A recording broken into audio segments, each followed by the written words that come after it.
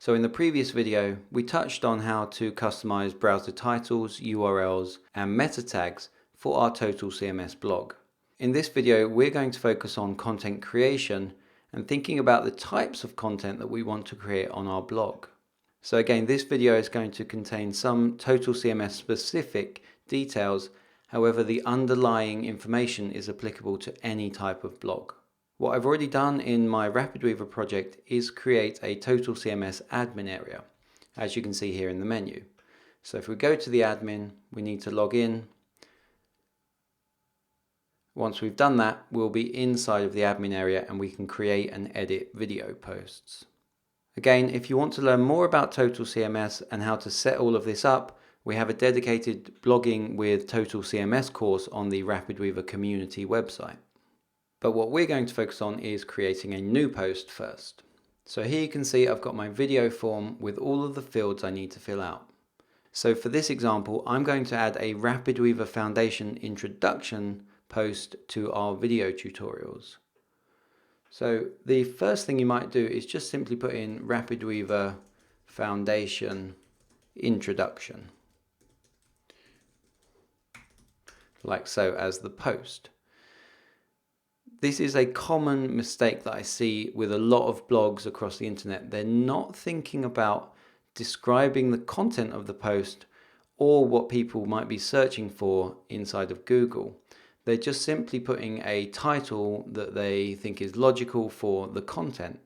Again, the video is a RapidWeaver Foundation introduction, and it does have some keywords there, but it's not really describing the content that you're going to be posting. What you want to do is make it feel natural and get a few more sort of long tail keywords in there, more of a phrase that describes your post. So in my example here, the video I'm posting is how you can create a responsive site using Foundation in RapidWeaver. And when I'm creating a post, this is the type of things I'm thinking about. I'm thinking about how can I describe the content and how can I fit some additional keywords into the blog post title. I don't want the post title to be too long, but I also, like I say, I want to make it a little bit more descriptive. So I would probably play around with something like how to create responsive websites with Foundation and RapidWeaver, like so. We're still getting some keywords in here like Foundation and RapidWeaver and websites, all of those kind of related keywords that we talked about previously. We're getting those into this blog post title. What we've also got as a good example in this post title is a how-to. This is a common thing that people search for on the internet. They want to learn something or they want to know how to do something. So often people put in something like how to build websites with RapidWeaver or how to create responsive websites. These types of phrases. So this is often a good pattern to get into where you're giving out information so people can learn something. So they're going to read that post, take something away, and that creates a likelihood that they will share it with family and friends or on social media. If they've learned something and they can share it, then great. You're going to get more visitors onto your site and you're going to get more shares around the internet. And the more inbound links you get, the better. Okay, so once you've created a blog post title, we'll tab out of there. And as you can see, Total CMS will create a permalink for us from the title. Now you can go ahead and edit this. So if you wanted to take out some of the joining words such as with, you could do that like so. The joining words, I often remove those because they're not giving us any SEO points and they're just increasing the length of the page title. We want to keep that as short as possible while still describing the content and containing our keywords. So as I say, I usually remove those joining words when applicable. So I might even remove the how-to, it would depend on the post, but I think we'll leave it as how to create responsive websites, Foundation and RapidWeaver. That's got all the keywords that we want in there. So next up we can add a post date. We'll just leave that as today. Then we need to add a YouTube video ID. So I'm going to just hop over to YouTube and get my foundation video ID. So I'll go to YouTube, Realmax Software, and it's this one here. So all I need is the ID here. So I'm going to copy that and paste it into here. Then we can add some categories. So we're going to add a new foundation category. Now, when you're creating posts on your blog, you'll want some high-level defined categories for posting into. So you want to have subjects that you're going to talk about on your blog and post into those categories. So as I say, foundation would probably be a subject that I'd want to talk about a lot, because obviously foundation is very popular for RapidWeaver.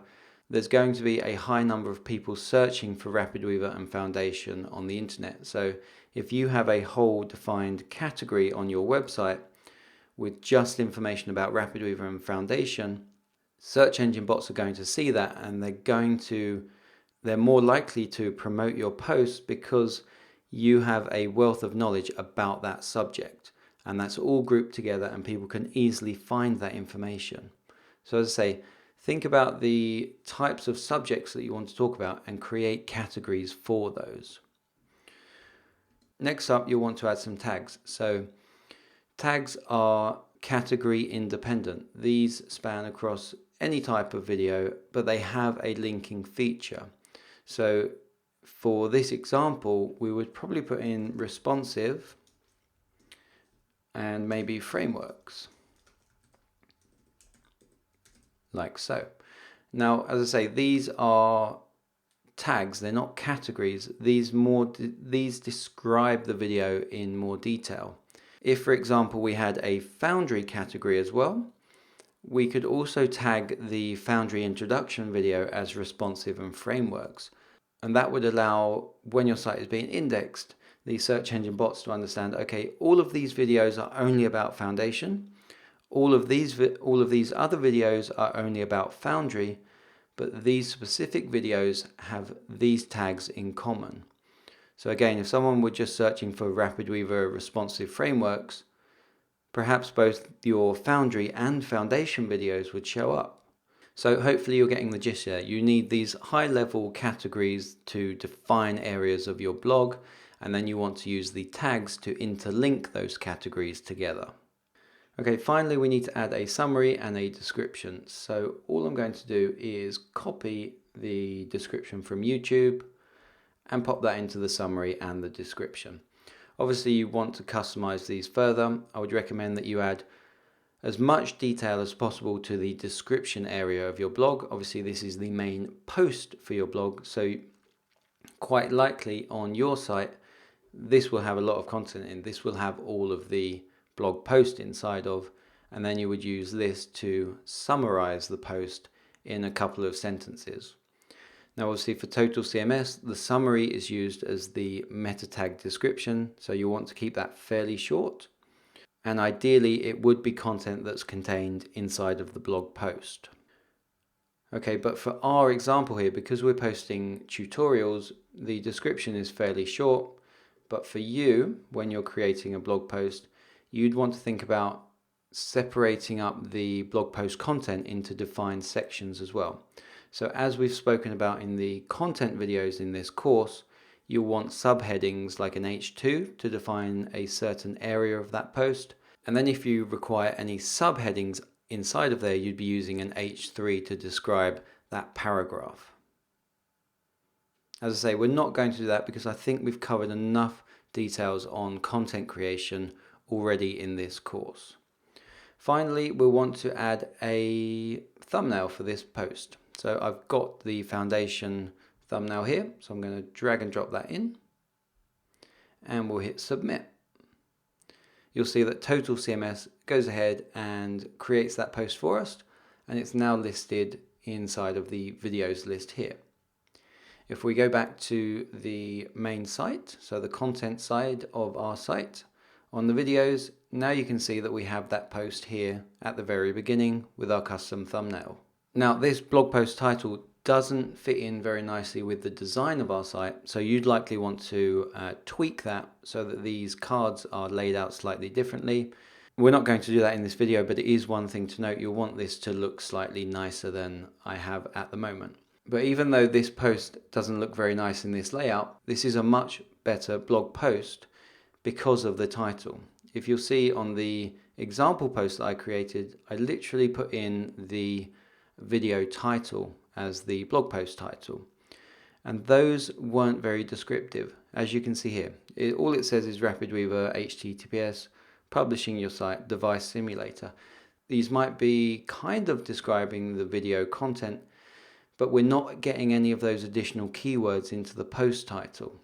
So again, as an example for the RapidWeaver HTTPS video, we might want to say something like how to make your site secure using HTTPS, or how to make your RapidWeaver site secure with HTTPS.